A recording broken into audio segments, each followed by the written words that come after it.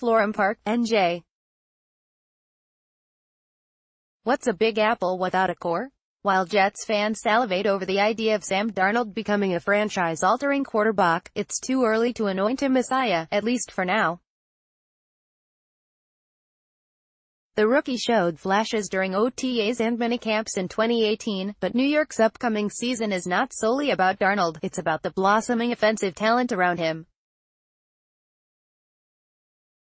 Darnold will get his opportunity whether it comes in Week 1 of 2018 or Week 1 of 2019. His progress already has pleased many in the organization, from coach Todd Bowles, to offensive coordinator Jeremy Bates to various teammates. But regardless of QB, the Jets need the core group of offensive skill players they haven't had in a long time. The answer to the question last season, what's a Big Apple without a core, was rotten. In contrast, Gang Green on Thursday wrapped up spring activities with oodles of optimism and the talent to potentially match it. It's a good thing because nobody can take a break, Bowles said following the final day of minicamp. We got guys that, obviously there was a talent gap in between certain guys. But this is the closest it's been since I've been here at a lot of positions, ranking NFL stadiums, how MetLife stacks up against others. Bowles reaffirmed the sentiment shared by wide receivers coach Carl Dorrell, running backs coach Stump Mitchell and tight ends coach Jimmy Johnson. This is the deepest their positions have been since they've been with the Jets, said Johnson. This is the most guys I've ever had at the position. We feel strongly about the position this year. A lot of young guys. They're young and they're hungry and they're competing real hard, said Dorrell. This is gonna be a hard camp for us coaches. I believe this position is the deepest I've had since I've been here. It's a pretty deep position. There's a lot of competition, said Mitchell. The Jets and myself are probably one of the luckiest teams in the NFL because of the skill set of all of those guys that we have. The responses were so similar, one could put them over a beat, repeat them a few times and have the latest single from Lil Pump. Gucci Gang Green, maybe. Sorry, some other buzzwords being thrown around with conviction, depth, competition, skill, potential, youth. For the coaching staff, it's a matter of taking those words and translating them into opportunity and productivity. To that end, the Jets don't seem to be falling into a trap of recycling veterans. Young talent is poised to make noise in key offensive positions, not just Darnold or Bridgewater at QB. Sure, the roster has been bolstered with veterans in spots, including Terrell Pryor out wide, Isaiah Crowell in the backfield and Spencer Long along the offensive line. But no veterans will be surefire answers beyond 2018. The young talent on the roster, manufactured by general manager Mike Maccagnan, was evident at times in 2017. Eli McGuire saw limited touches, 88 carries behind Bilal Powell and Matt Forte last season. Mitchell said Thursday he feels McGuire has a skill set that mirrors that of LaDainian Tomlinson. At was 73, June 14, 2018, receivers Chad Hansen and Ardarius Stewart saw 17 and 13 targets, respectively, in 2017. Like McGuire, they too were 2017 draft picks who played behind veterans last year.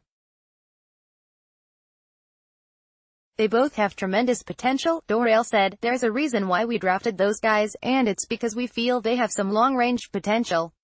The pillow-handed Hansen seems to have turned heads at OTAs and minicamp.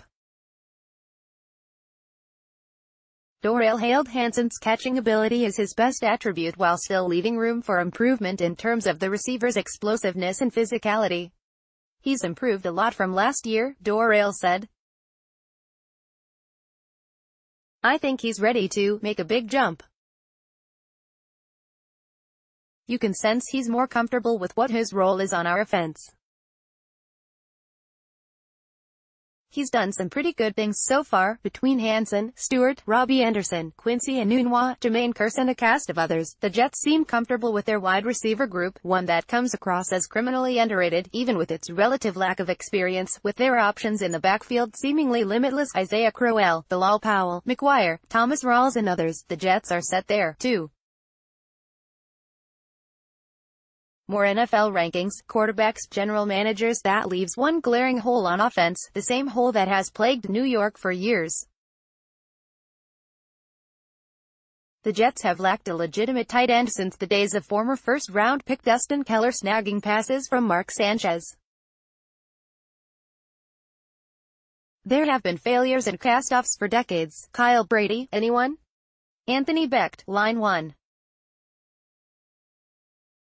Johnny Mitchell might come back to play for the Jets again. In recent years, it hasn't been who's who at the position, but rather a who's that. Jeff Cumberland, Kellen Davis and Kellen Winslow have taken snaps for the Jets, while second-round pick Jay Samara was both ineffective and injured before being waived a couple years after he was drafted. Austin Seferian-Jenkins turned in a pedestrian performance in 2017, though compared to the production of previous tight ends, he seemed like the second coming of Rich Castor. Last year, the Jets drafted tight end Jordan Leggett, fresh off a national championship victory with Clemson, to help fill the void. Leggett missed the 2017 regular season due to injury. In 2018, the Jets took Chris Herndon out of Florida to bolster the position and inject more youth. Now, Leggett and Herndon, plus Neil Sterling, Eric Tomlinson, Bucky Hodges and Clive Walford, will vie for roughly 3 spots. Leggett understands the competition is wide open.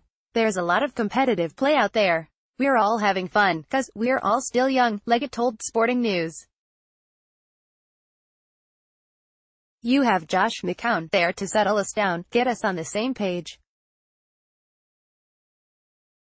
It's a lot of fun playing with him, and it makes it easier when you have a veteran like that in the backfield. What about that other quarterback? Darnold's looking good out there, Leggett said with a wide smile. Some of the throws he's making, we're sitting there watching film like, wow. What a throw, he is gonna be fun to play with. Once he gets it, runs away with this offense, he'll be good. In all, there are a lot of reasons for optimism around the Jets offense in 2018. One bad apple could spoil the bunch, sure. But for Gang Green, these apples look ready to ripen.